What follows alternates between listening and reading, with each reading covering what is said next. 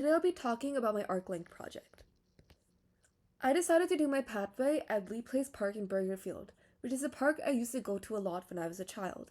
To trace my path, I used the Draw a Line feature in Google Maps. I then added a marker to the path.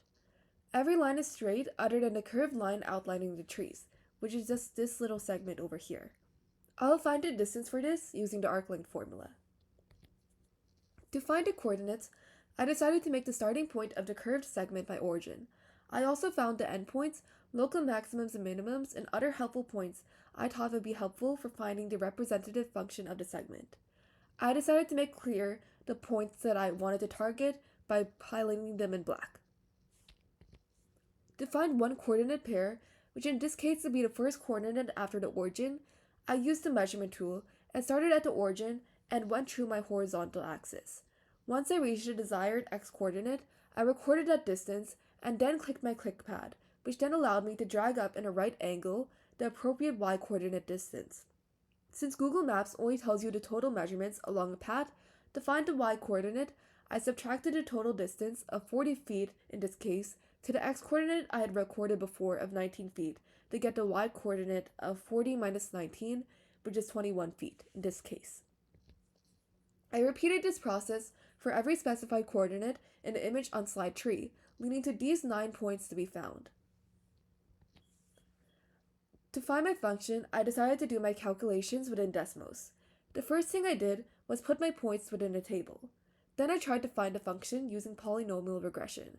But before I did that, I changed the domain of my function to -50 to 196 and the range to -50 to 128 to ensure that I got all the points within my graph.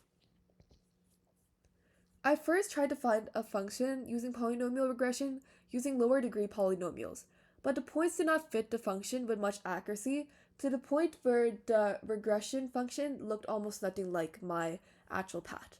Once I reached a 9th degree polynomial, however, the function had a structure very similar to the curved segment on my path, which is why I decided to stick to the 9th degree polynomial.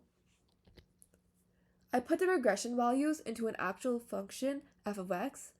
The ArcLink formula, as a reminder, is integral from a to b of the square root of 1 plus f prime of x squared dx. In this case, a and b are our endpoints, 0 and 146. I then used Desmos to take the derivative of the expression and plugged it into the ArcLink formula, getting 231.964 feet for the curved segment.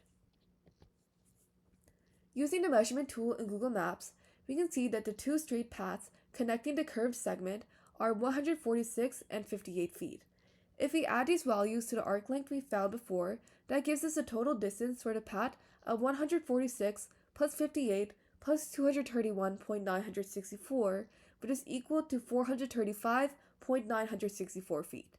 Using Google Maps, we can tell that the actual distance of the path is 432 feet, which is extremely close to our estimate. Thus, the ArcLink formula is an optimal method to determine path distance. Thank you.